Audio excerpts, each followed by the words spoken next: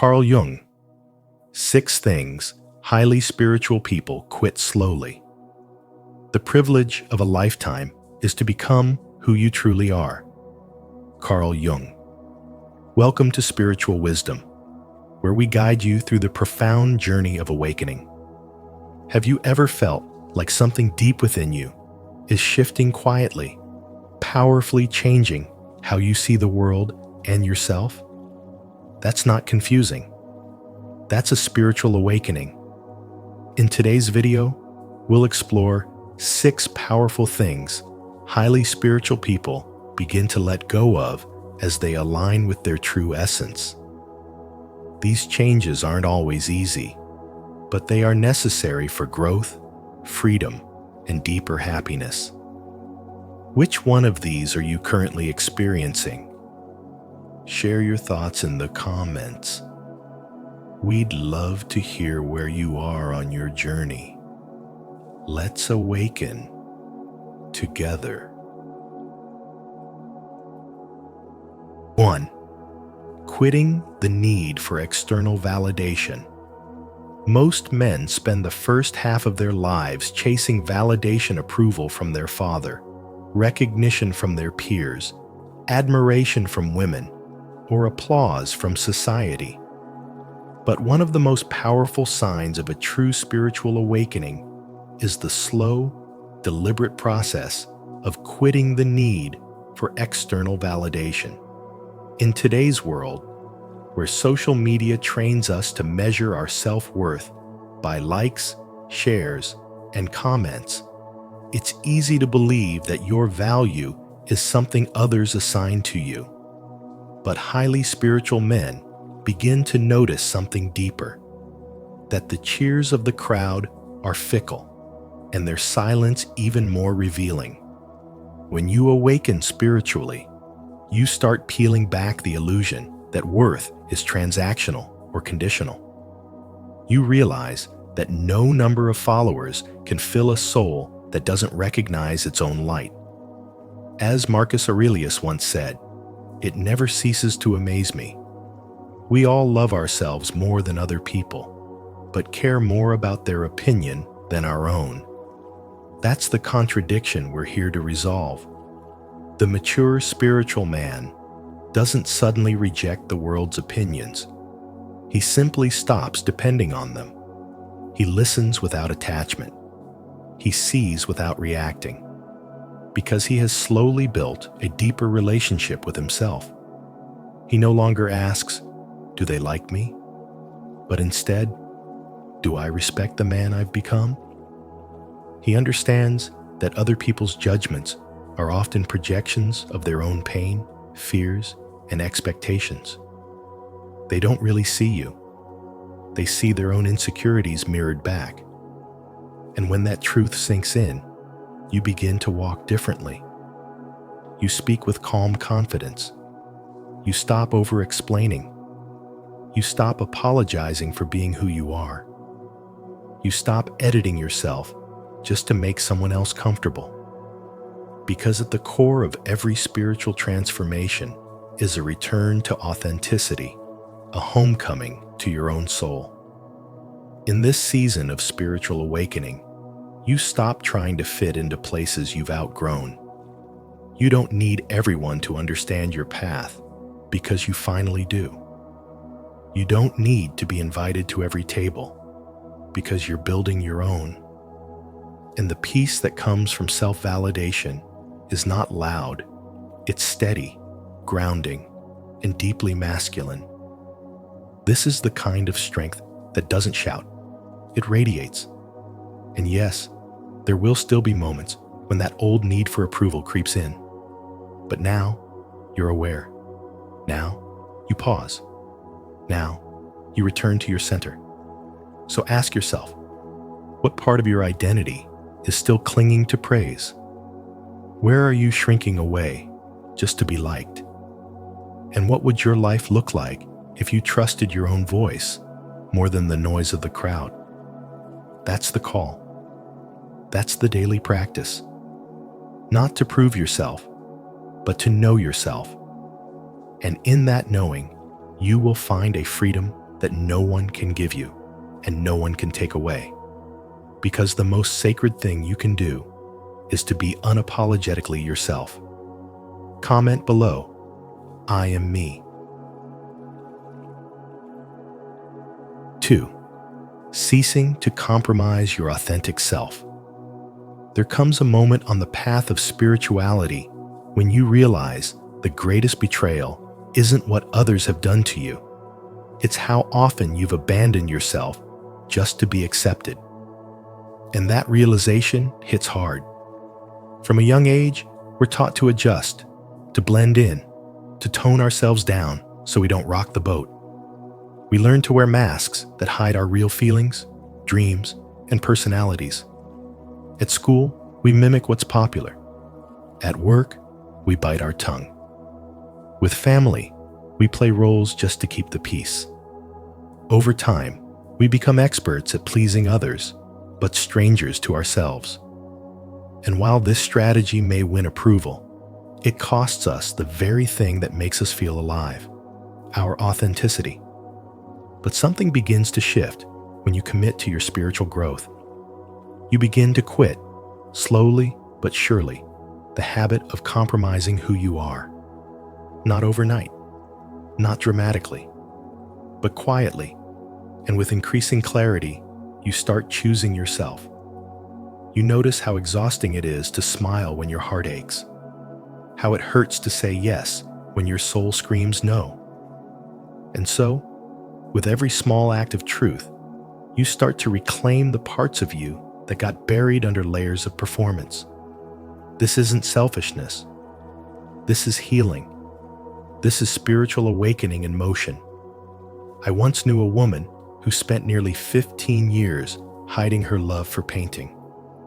She worked in finance, followed the rules, wore the suits, and said the right things at networking events. She did everything that was expected of her. But on weekends, she painted in secret. It wasn't until she burned out completely mentally, emotionally, spiritually, that she realized she had built a life based on expectations, not passion. That moment of breakdown became her breakthrough. She didn't quit her job right away, but she started painting again. She showed her work online. She allowed people to see who she really was. And eventually, her art became her full-time calling. Not because she chased success, but because she stopped running from herself. That's what happens when you quit compromising your authentic self. You begin to align with your truth, and life starts responding in beautiful ways. You meet people who actually see you. You find spaces where you don't have to shrink to fit. You feel at peace in your own skin because you're no longer pretending. You understand that spirituality isn't about becoming something new. It's about remembering who you were before the world told you to be someone else. And when you live from that place, you no longer seek permission to be real. You just are. So let me ask you, in what areas of your life are you still playing a role just to be accepted? And what would it feel like to live without that mask? These questions aren't meant to shame, they're meant to awaken. Because spiritual growth is a process of coming home to yourself, of honoring your voice, your feelings, your vision, even if it makes others uncomfortable, even if it means standing alone sometimes. The reward is priceless. You reclaim your joy, your energy, your integrity, and most of all, your inner peace. The lesson is clear. Don't compromise your true self. Your soul didn't come here to be a carbon copy. It came here to fully express its divine creation. So choose yourself every day. Speak your truth, live your values, and let your light shine without apology. Because the world doesn't need more perfect people. It needs more authentic people. And the real you is enough. Comment below, I live my values. 3. Abandoning toxic relationships. There comes a moment in every spiritual journey when you begin to see people differently, not through judgment, but through the lens of energetic truth. You start to realize that not everyone who walks with you is meant to go the whole way. Some relationships, though familiar or long-standing, begin to feel heavy. They no longer feed your soul. Instead, they drain your energy, dampen your spirit, and subtly pull you back into cycles you've worked hard to rise above. Carl Jung once said, "Until you make the unconscious conscious, it will direct your life, and you will call it fate." When you become more spiritually aware, you stop calling unhealthy patterns fate and start recognizing them as choices. You become more conscious of the people who consistently dismiss your boundaries, invalidate your experiences, or seem to thrive when you shrink yourself. And with that spiritual wisdom comes a quiet but firm resolve that says, I love you, but I love myself too.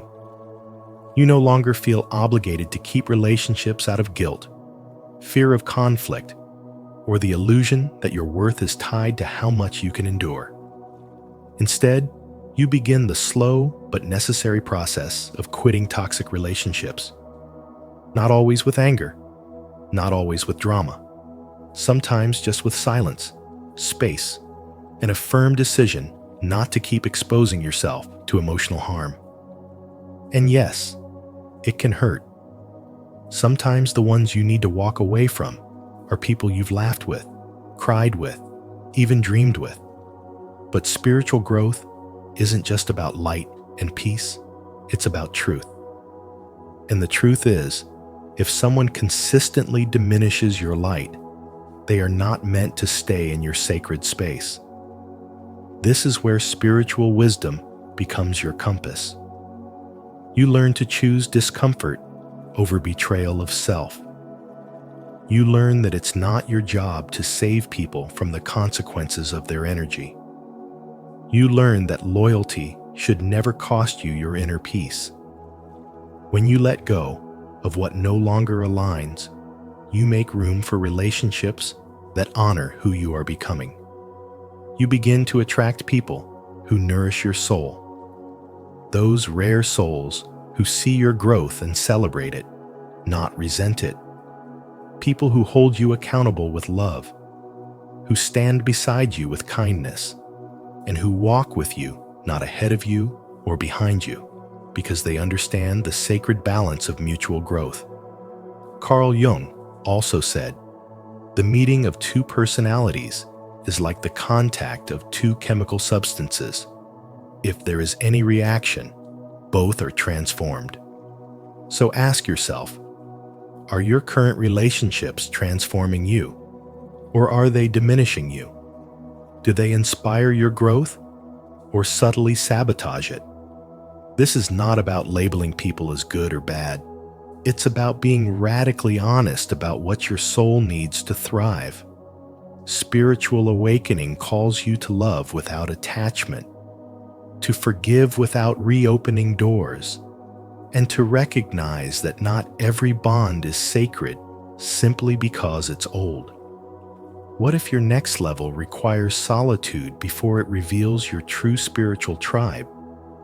What if the people you're afraid to lose are the very weight holding you back from flight?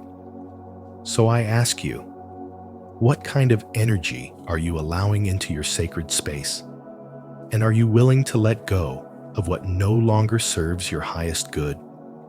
Because in the end, your peace is the most spiritual thing you'll ever protect, and walking away is sometimes the loudest form of self-love there is. If this resonates with you, consider subscribing and hitting the notification bell. 4.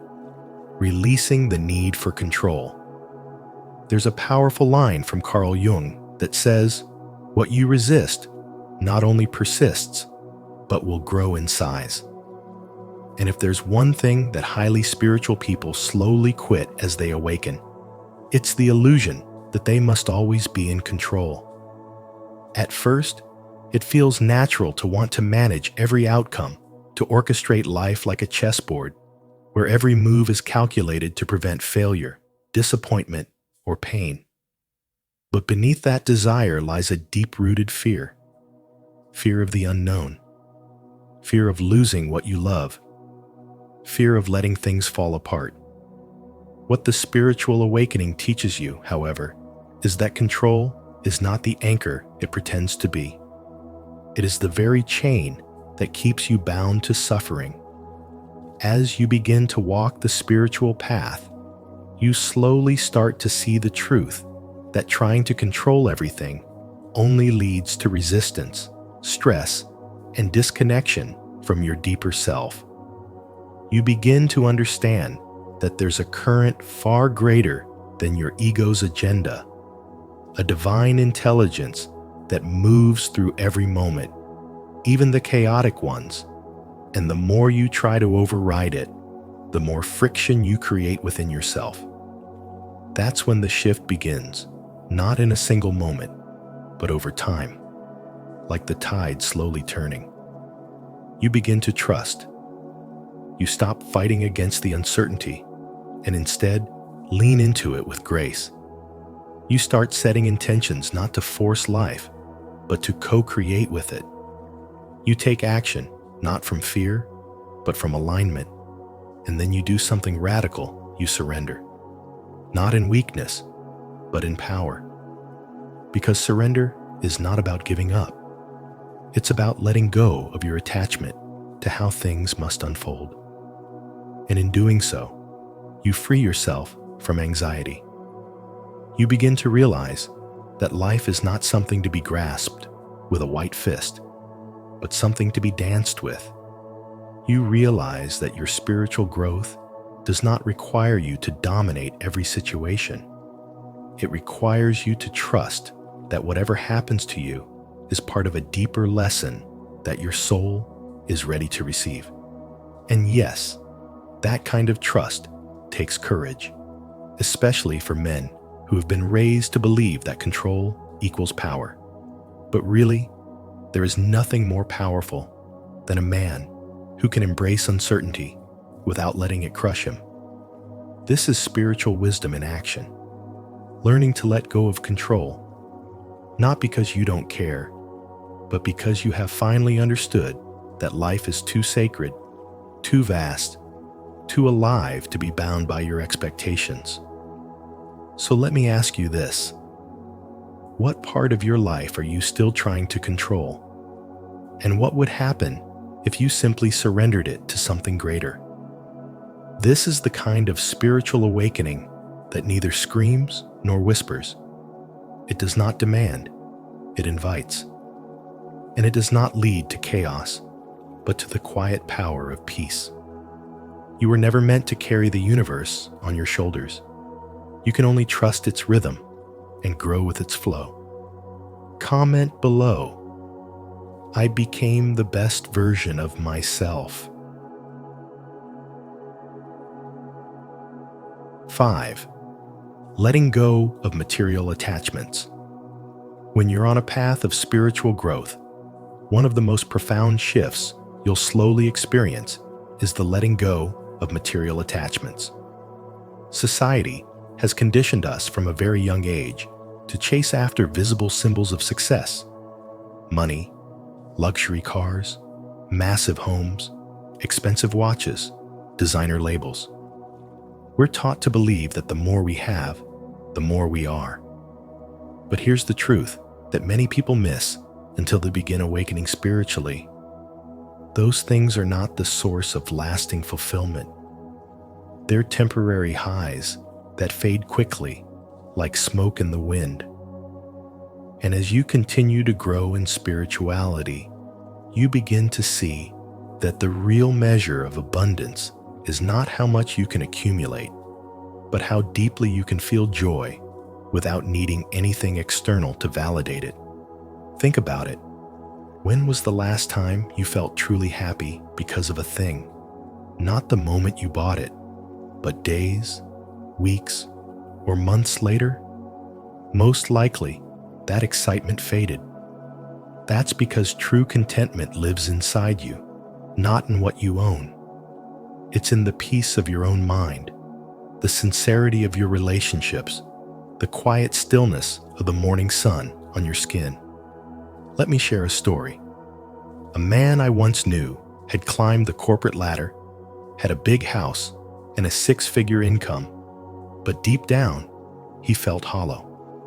One day, after a health scare, he sold almost everything, moved to a smaller place by the mountains, and started mentoring young people. He told me, "I finally feel rich because I wake up with purpose, not pressure." That's the difference spiritual growth makes. Letting go of material attachment doesn't mean you have to give up nice things or live like a monk. It means you're no longer defined by them. You can enjoy what you have, but you don't need it to feel worthy. You stop chasing trends and start chasing truth. You shift your focus from having more to being more. You simplify your life not out of sacrifice, but out of clarity. You start clearing your space and your soul, because you now crave what feeds your spirit rather than stuffing your closet. So I ask you, what things in your life did you think you needed that now feel like a burden? How has your relationship with material possessions changed as you've grown spiritually? I'd love to hear about it, so leave a comment and share your story, because your reflection might be the mirror someone else needs. And if this message resonates with you, join us. Subscribe, hit the notification bell, and be part of a community of spiritual seekers who are awakening to something much more real and lasting. Remember, letting go doesn't leave you empty. It creates space for deeper joy, stronger connection, and a life where your worth is no longer tied to what you own, but to who you are.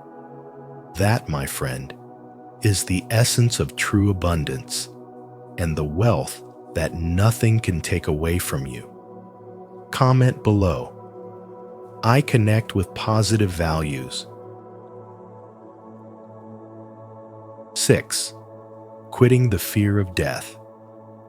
The sixth and perhaps most transformative thing highly spiritual people quit slowly is the fear of death. And while death may seem like one of the heaviest topics to confront, it is also one of the most liberating when understood through spiritual wisdom. Carl Jung once said, "Shrinking away from death is something unhealthy and abnormal, which robs the second half of life of its purpose." For those walking the spiritual path, death is no longer viewed as a terrifying ending, but as a sacred transition, a return to the source, a shift into another dimension of being. You start to recognize that your body may be temporary, but your essence is eternal. The soul is not bound by flesh, time, or even identity.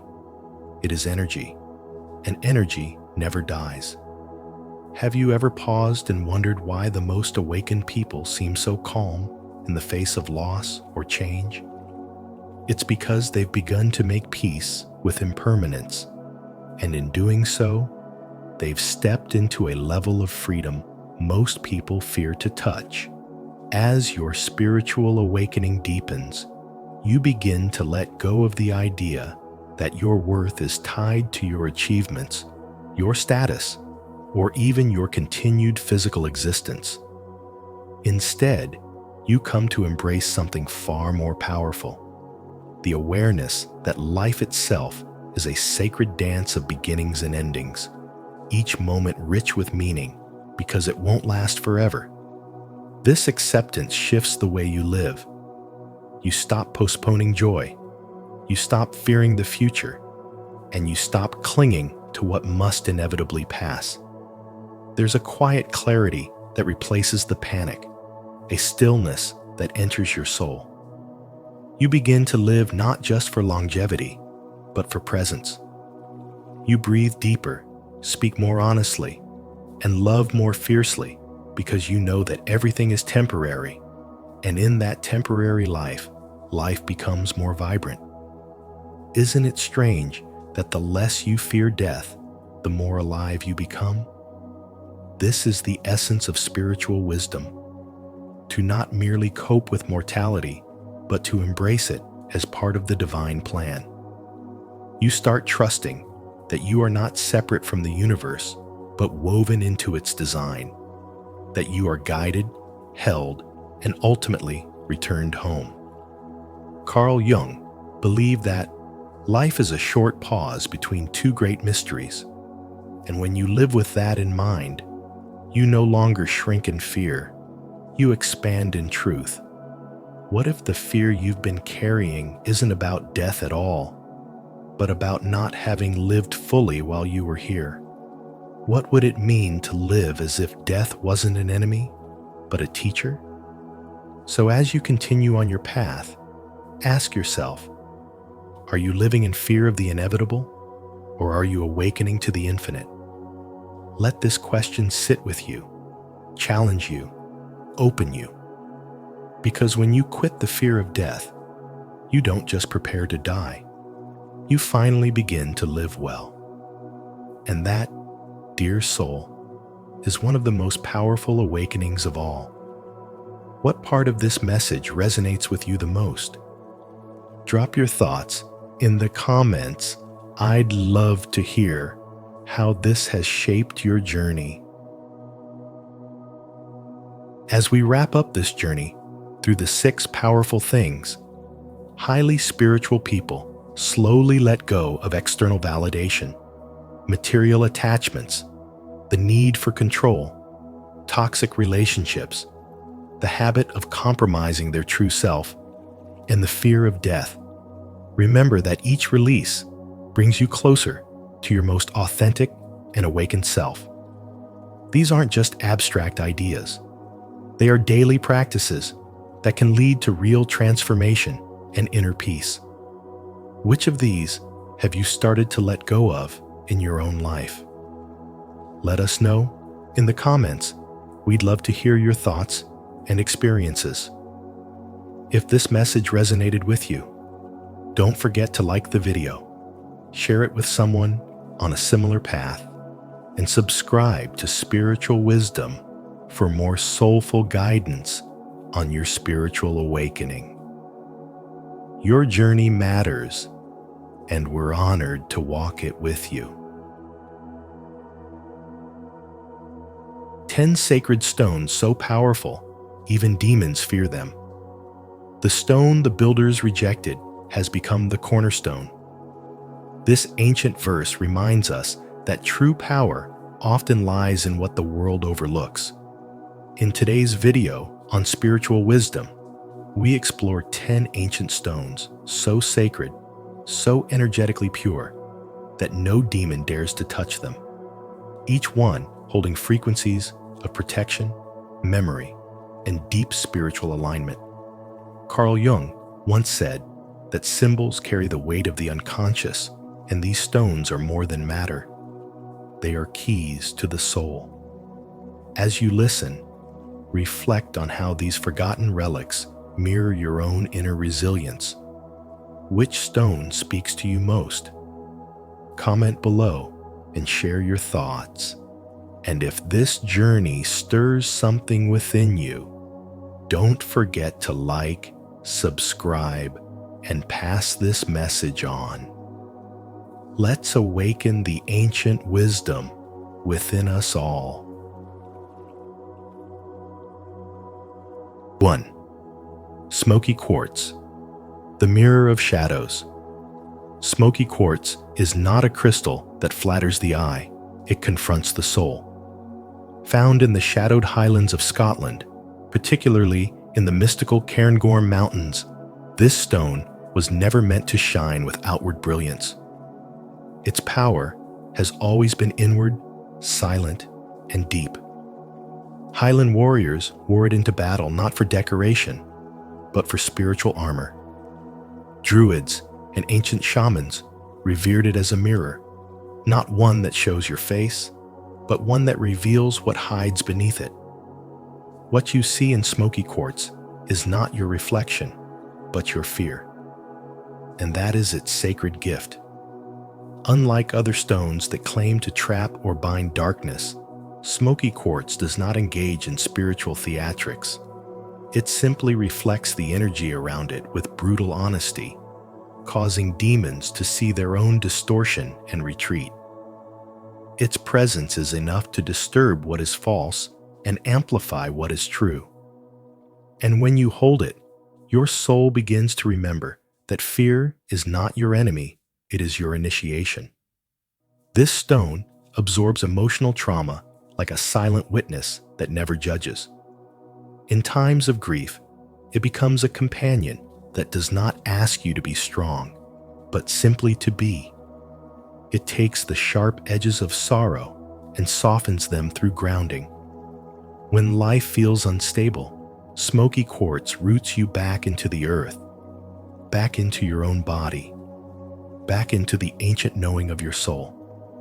It carries the frequency of shadow work, of soul remembrance, and of grounded transformation. Grief, rage, confusion, none of these emotions disturb it. In fact, it welcomes them, because it knows that healing doesn't come from pretending the wound isn't there. Healing comes when the soul has the courage to see it. This is where Jung's wisdom echoes through time. One does not become enlightened by imagining figures of light, but by making the darkness conscious.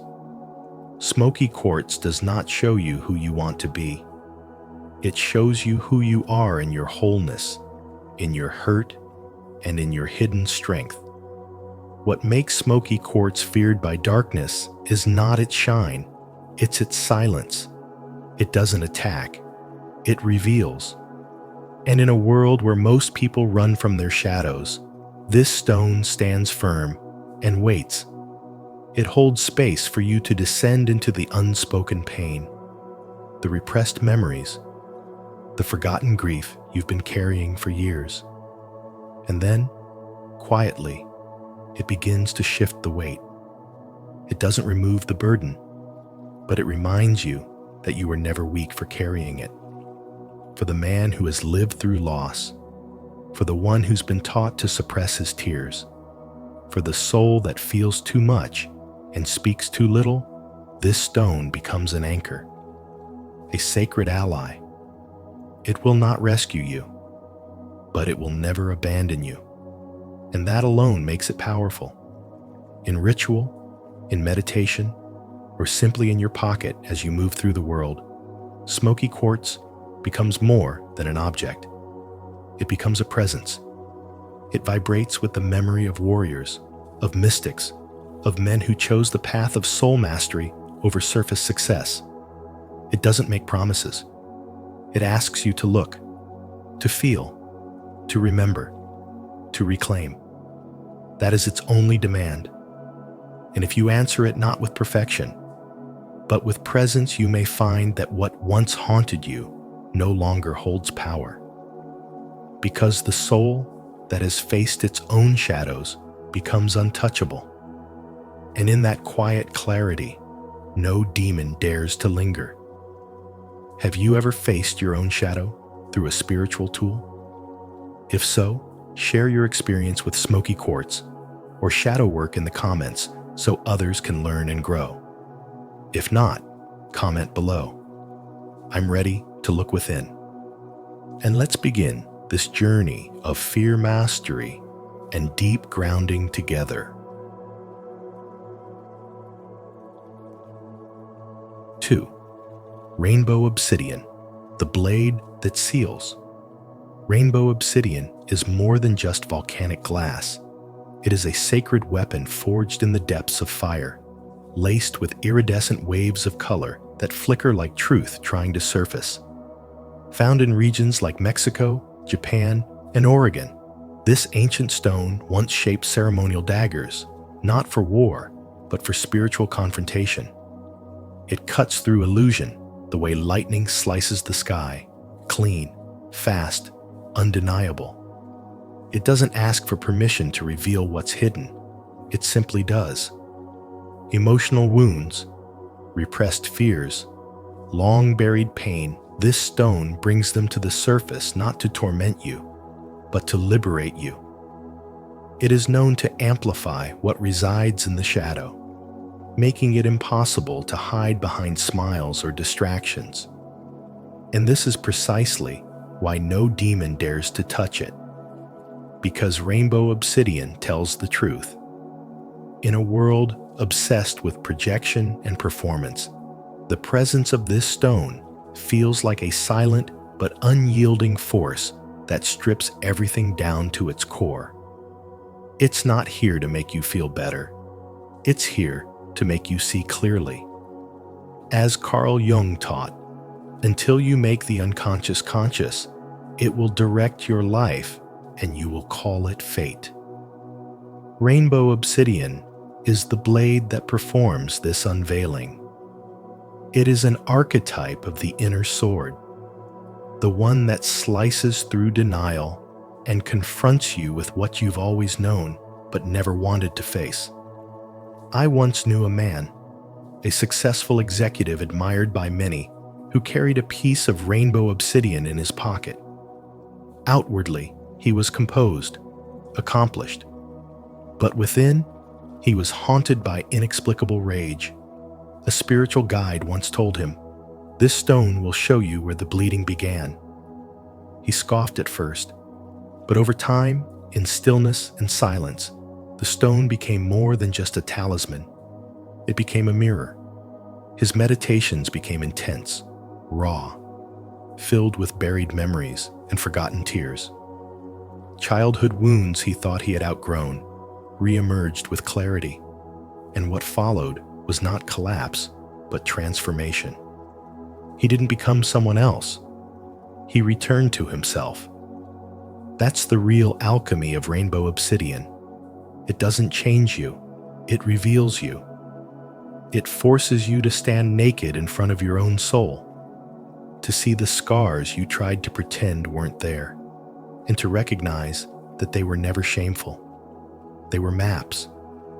This stone doesn't reflect beauty. It reflects truth. And in that truth is a rare kind of beauty, the kind that can't be sold, filtered, or performed. The kind that emerges only when you faced yourself and didn't run. So when you hold rainbow obsidian, know this: you are holding an invitation, not to escape, but to go deeper, to stop outsourcing your healing and start reclaiming the parts of your soul you abandoned. In doing so, you carry out the very essence of Carl Jung's work, the integration of shadow, the return to wholeness. You are not broken. You are buried. And this blade was made to set you free. 3. Labradorite, the veil between realms. Labradorite appears unremarkable at first, its surface dull and gray. But the moment it catches the light, it ignites with the colors of the cosmos: deep blue, shimmering green, and golden fire.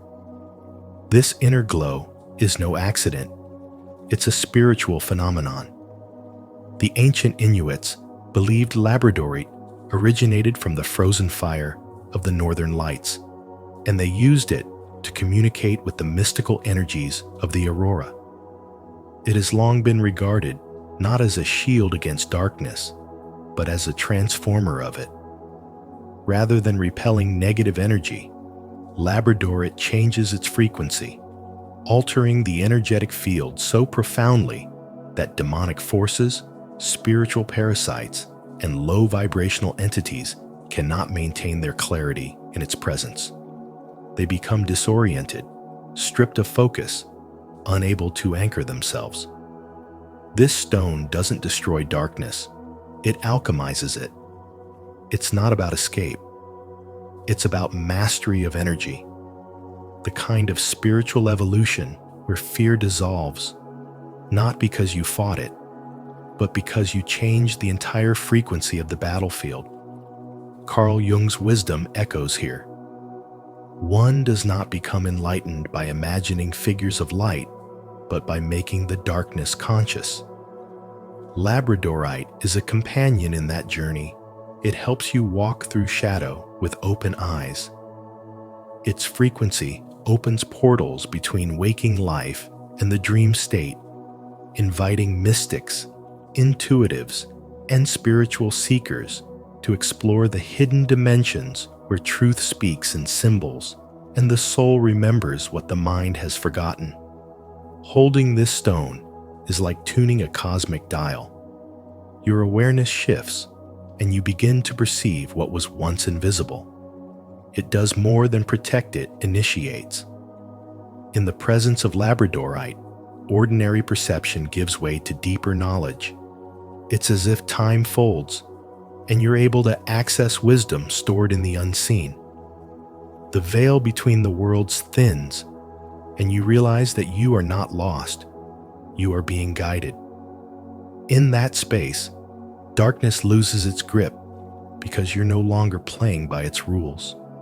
You're not operating on fear. You're not reacting. You're remembering. To carry Labradorite is to carry a reminder that you are a spiritual being living in a multi-dimensional world. You don't need to shield yourself behind walls. You need to shift into resonance with your higher self and let that vibration speak for you. When your energy is aligned, nothing impure can touch you. It simply doesn't recognize the frequency. Labradorite is for those who are done with the illusion of protection and are ready to embody transformation. The soul does not need rescue. It needs remembrance. And when you hold this ancient stone, that remembering begins. Did this stone spark something deep within you? If so, comment mystical below. Let's keep exploring the veil between worlds together. 4. Jet, the silent sentinel. Jet, the silent sentinel, is not a stone that dazzles the eyes. It speaks to the soul in whispers only the spiritually attuned can hear. Formed from fossilized ancient wood, buried beneath the earth for millions of years, jet has been revered by the ancient Romans, the Navajo, and medieval Europeans, not for its beauty, but for its raw, unshakable power. Matte black and feather light, it doesn't shine or shimmer, it absorbs. It pulls in fear, darkness, and chaotic energy like a spiritual vacuum, leaving no residue behind. While other stones push energy outward or emit light to repel the negative, jet offers something far more rare: absolute stillness. It does not feed demons. It does not react to manipulation. Its power lies in what it withholds: its refusal to engage in the energetic games that malevolent forces thrive on. And that is precisely what makes it untouchable. This is not a stone for the performative seeker.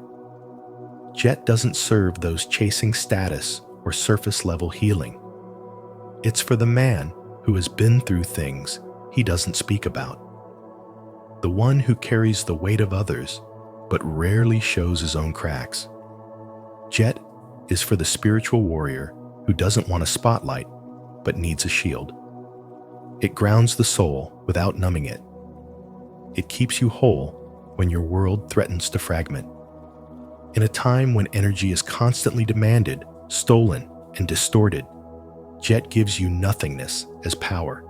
No flair, no fanfare, just a deep, unwavering presence that says, "You are safe here." It teaches by silence. It protects without making a scene. Jet is the reminder that not all protection comes from pushing back. Sometimes it comes from not giving anything away. Not your light, not your fear, not your soul's frequency. This is why healers and sensitives throughout time have clung to it. Because when the world grows loud and the spiritual battlefield becomes overwhelming, Jet doesn't rise to meet the chaos. It dissolves it, and it does so without draining you. That's the kind of power men seek when they've grown tired of posturing and are ready to rest in their true strength. Carl Jung once said that the privilege of a lifetime is to become who you truly are. Jet supports that journey not by reshaping you, but by holding space for you to remember the soul beneath all the noise. And in that stillness, where demons find no entry point, you find something far greater than armor. You find the quiet, grounded essence of a man who has nothing to prove and everything to preserve. A man whose power is not in how loud he roars, but in how deeply he listens to others, to silence, and most of all, to his own soul. 5. Bloodstone, the wound that watches. Bloodstone is not merely a crystal. It is a sacred relic forged in the soul's battlefield. Its dark green body, marked by deep red flecks, is not meant to dazzle the eye, but to stir the spirit. Sourced from ancient lands like India, Brazil, and Oregon, Bloodstone was carried by warriors not for charm, but for truth. In the heat of combat, as wounds opened and blood flowed, it bore silent witness. To them, it was more than a stone. It was a covenant, an observer of sacrifice, a mirror of intent. Linked to the blood of Christ and the legacy of martyrs, it channels the frequency of spiritual warfare, not by aggression, but by clarity. Bloodstone has never cared about appearances. It bypasses masks and dives straight into motive. That's what makes it untouchable to demons, not its shape, not its shimmer, but its merciless honesty. In a world addicted to illusion, where identity is often sculpted by social performance, Bloodstone doesn't ask who you appear to be. It shows what you truly intend. And that's a level of spiritual exposure that darkness cannot bear. You may not carry a sword, but make no mistake, you're in battles every day. Picture a man rising early, worn by debt, disappointment, and pressure he cannot voice. His home is quiet, but inside him there's chaos. He drives to work, sits in meetings, pays bills, but deep inside, he wonders if anything he's doing truly matters. Then one day, life delivers a jolt, a layoff, a divorce, a health scare, and suddenly, everything external that once defined him begins to fall away. That's when the soul steps forward, and in that sacred crisis, Bloodstone speaks, not in words, but in presence. It grounds him, centers him, and forces him to ask, what am I truly fighting for? Not approval, not money, but alignment. And in that moment, the war becomes sacred. As Carl Jung said, he who looks outside dreams, but he who looks inside awakens. Bloodstone is that awakening of a silent force that invites you to confront the unconscious forces driving your decisions. It reveals the spiritual weight behind your actions. Are you building from truth or performance? Are you leading from clarity or confusion? Bloodstone doesn't give answers. It demands integrity. When your soul and your actions are not aligned, life will feel like resistance, exhaustion, fragmentation. You'll feel like you're running, but going nowhere. That's the soul's warning bell. And Bloodstone, like an ancient judge, places you before the mirror and says, "Show me who you are when no one is watching." That is why demons do not touch it. They cannot manipulate what is already seen. So if you find yourself at a crossroads, spiritually lost, emotionally wounded, energetically tired, remember this. You do not need to appear perfect. You need to be honest, because honesty is your shield, and intention is your sword. When you walk into the world clear in motive, grounded in truth, and willing to be seen as you are, nothing can possess your path. That is the soul's true defense. That is the wisdom Carl Jung pointed toward. And that is why Bloodstone doesn't need to shout. It already knows your spirit's weight. If this stone moved something deep in you, don't forget to subscribe for more insights into sacred tools like Bloodstone, where wounds aren't hidden, but honored, and intentions speak louder than appearance. 6. Black Turmoline, the barrier of the banished. Black Turmoline, known across spiritual traditions as the final barrier between the soul and darkness, is not just a mineral, it's a force. Formed deep within the earth in places like Brazil, Afghanistan, and the United States, its long black crystalline blades seem to devour every trace of light, embodying the silent mystery of spiritual defense. Across cultures, Tibetan, Hindu, and Wiccan alike, this stone has been revered as a shield, not because of superstition, but because of the energetic truth felt by those who've used it. Black Turmoline does not merely sit and exist. It acts. It absorbs chaotic frequencies, psychic toxins, and energetic parasites that linger in our emotional and spiritual fields. To keep it under your pillow isn't just tradition. It's a practice rooted in generations of wisdom, offering protection during sleep, when your conscious mind rests and your soul becomes more vulnerable to intrusion.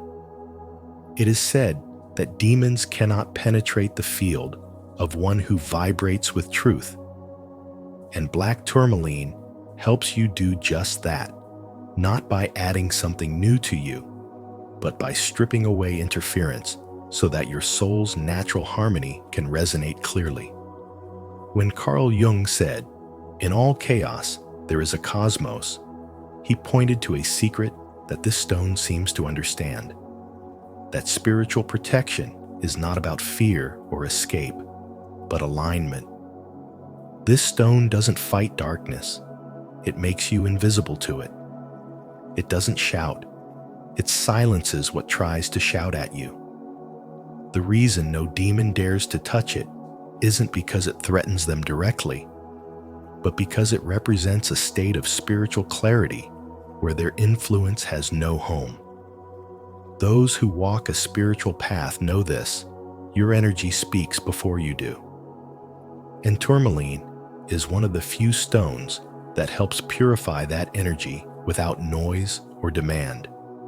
In the modern world, where energy is often drained by constant distraction, toxic environments, or people who feed on your light, Black Turmoline becomes not just a tool, but a necessity. It's the spiritual version of locking your door at night, not out of paranoia, but out of self-respect. There is a reason the ancients carried it in battle. And today, you are still in battle not with swords, but with unseen forces that whisper doubt, fear, and fragmentation. Holding Black Turmoline is a declaration that your soul is sovereign. Its density grounds you, while its energy shields you, reminding you that real power is quiet, clean, and unwavering. This isn't about believing in magic. It's about honoring the energetic laws that govern your spiritual life. Black Turmoline teaches you that protection isn't a reaction, it's a frequency. And when you align with that frequency, no demon, no doubt, and no darkness can touch you. 7. Selonite, the blade of light. Selonite, the blade of light, is not just a crystal, it is the soul's silent sword against all that is false. Born of moonlight and found in sacred grounds like Mexico, Morocco, and Spain, it doesn't shield like other stones, nor ignite with fiery aggression. Instead, it dissolves darkness by making it irrelevant, bathing the room in a frequency so pure that negativity has nothing to cling to. This is why demons despise it, because it reveals their powerlessness. It cleanses not by force, but by presence. When you bring selenite into your space, you're not just holding a stone, you're holding a memory of who you were before fear, guilt, and distortion crept in. It purifies other stones effortlessly, which is why it was used in ancient temples and tombs, where the air was thick with prayer and the dead were honored with spiritual armor. There is something deeply masculine about this kind of power, the kind that doesn't dominate, but dismantles illusion by simply being. Selonite doesn't attack energetic parasites or psychic fog. It makes them dissolve because they cannot coexist with truth. It's like walking into a room of lies with absolute honesty.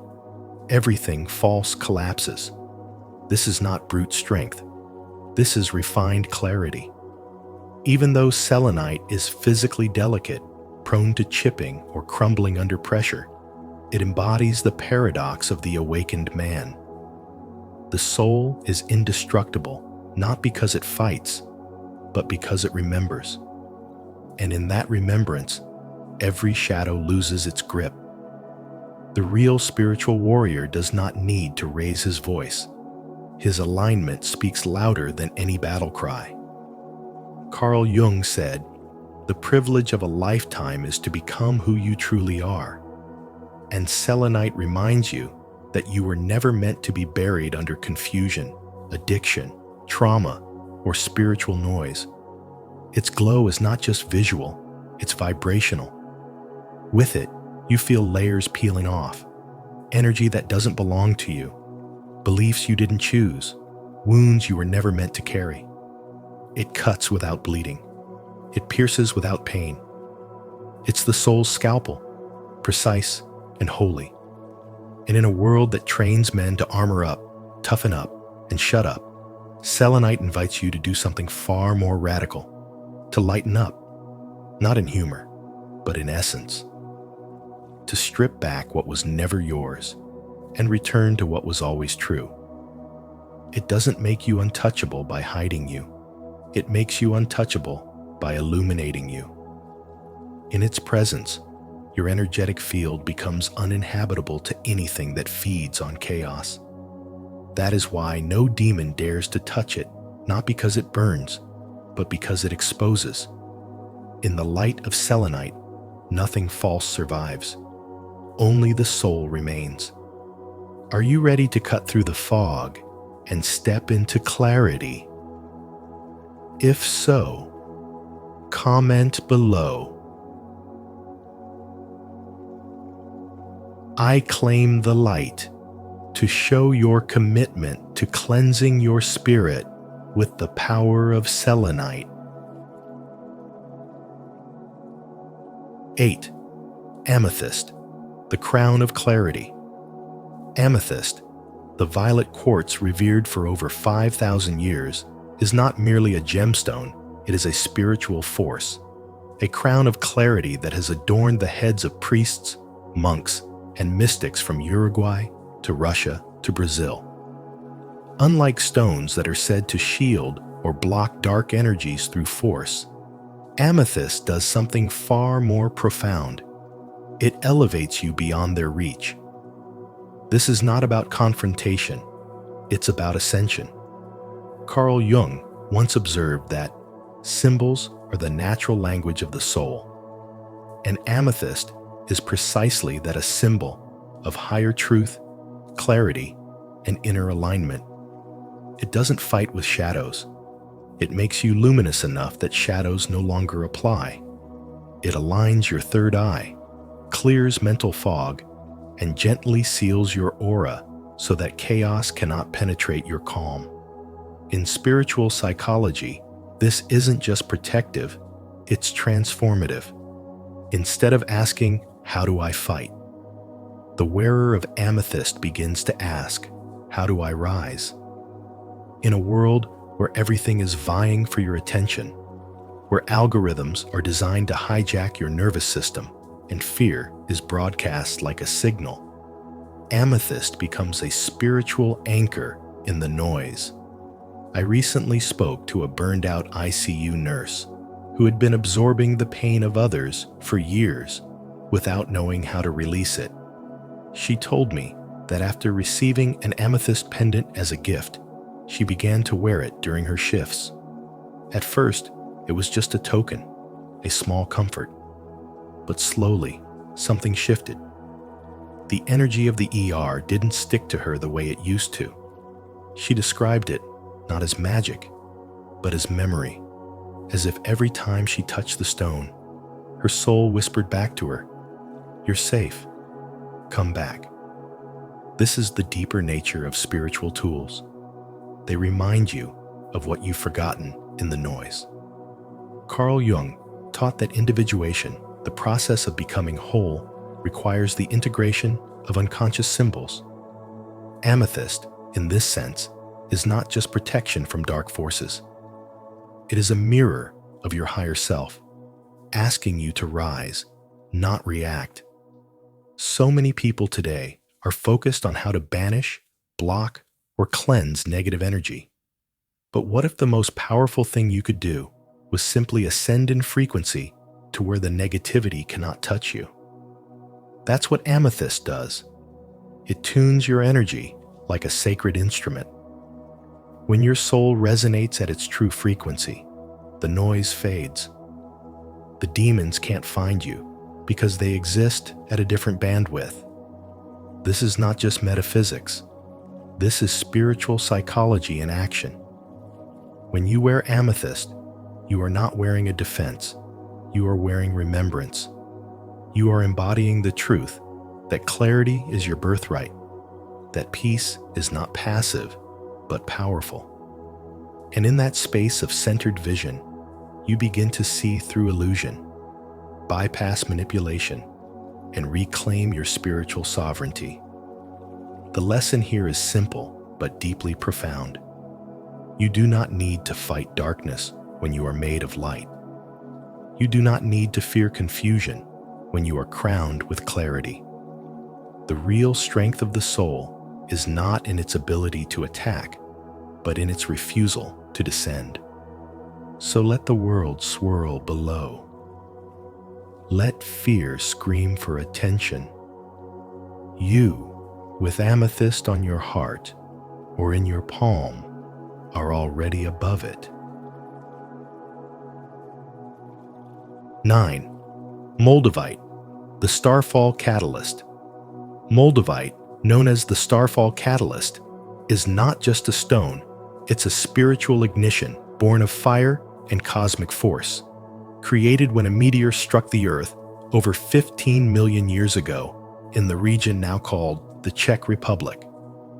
What emerged was not ordinary rock, but a luminous green tektite glass forged in celestial collision, carrying within it a frequency so intense that it has been feared by demons and revered by seekers of truth. Moldavite doesn't simply sit still on your body. It pulses, vibrates, activates, and shatters illusions. It's not gentle. It doesn't whisper affirmations or comfort you with soft energy. It charges in like lightning, breaking apart what no longer serves you, dragging your buried emotions into the light, and forcing you to meet your soul face to face. Carl Jung said, "There is no coming to consciousness without pain," and Moldavite embodies this law. It awakens you by burning away the false layers of relationships that suffocate your growth, careers that mute your voice, habits that numb your essence. And though it can feel like your life is falling apart, what's really happening is that your spiritual alignment is falling into place. Demons fear Moldavite not because it repels them like armor, but because it raises your frequency so high they simply cannot touch you. It doesn't block negativity, it dissolves your resonance with it.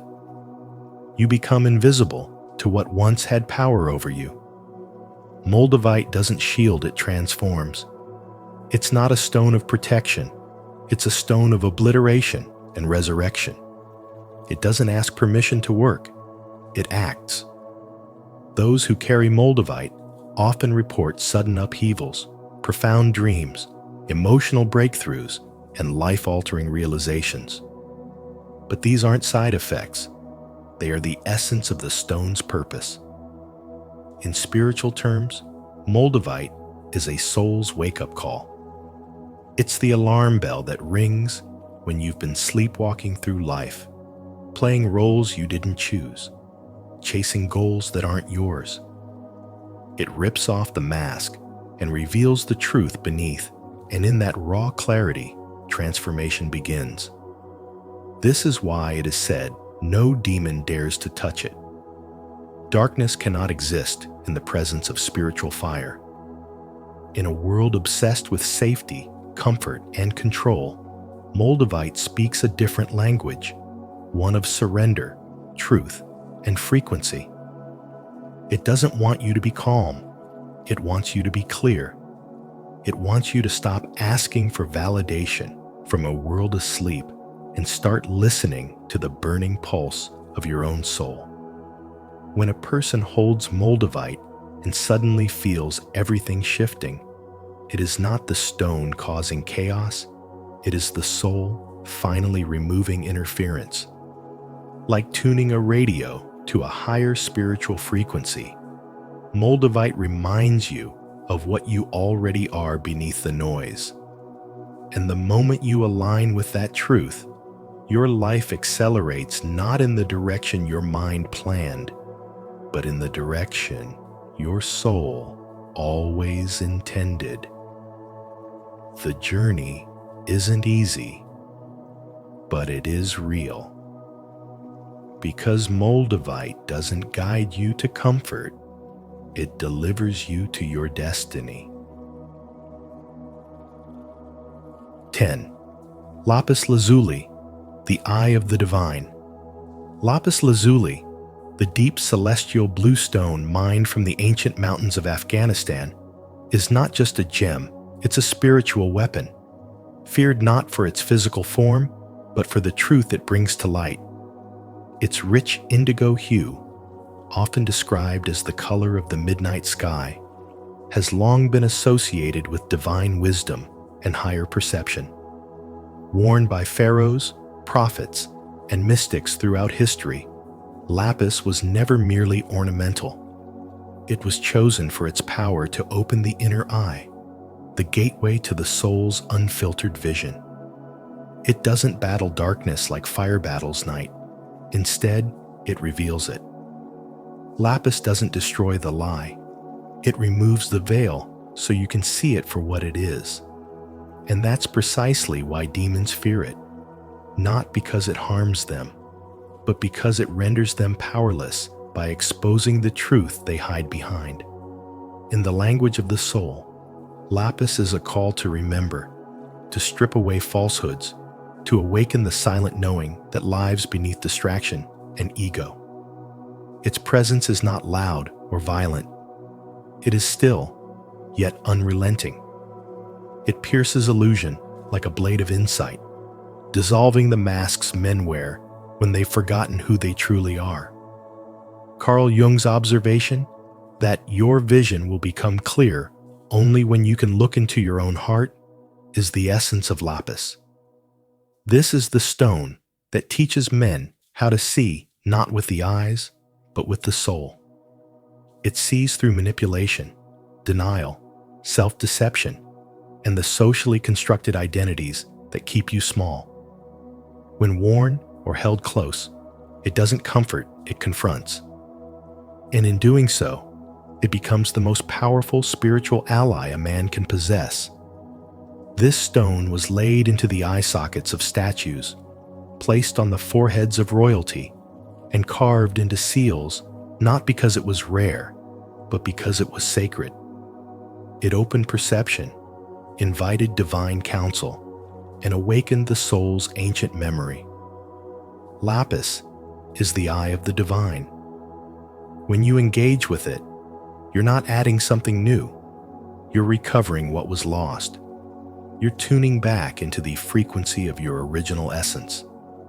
It reminds you that you don't need to become more. You need to remember more. It teaches that strength isn't about dominance, but clarity. That power doesn't come from control, but from vision. And the clearer your vision becomes, the less you fear the shadow, because you understand the shadow is only powerful when unseen. Once revealed, it dissolves into its proper place. That is the silent brilliance of lapis lazuli. It doesn't scream, it sees. It doesn't fight, it exposes. And in a world where most men are taught to hide, lapis calls them to stand, to remember, and to see again with the eyes of the soul. If this message has opened your eyes to a deeper truth, leave a comment of clarity. I see through the illusion. I trust in divine vision and truth. And so, while the true nature of these ancient stones may remain cloaked in mystery, their symbolism and the energy they carry continue to resonate with those on a deeper spiritual path. Carl Jung reminded us that what is ancient is not outdated. It is archetypal, timeless, and powerful beyond measure. If something in today's message stirred your soul, don't keep it to yourself. Like, share, and subscribe to Spiritual Wisdom. And be sure to turn on the notification bell so you never miss the next insight that might just change your life. Until next time, stay grounded, stay awakened, and walk in truth.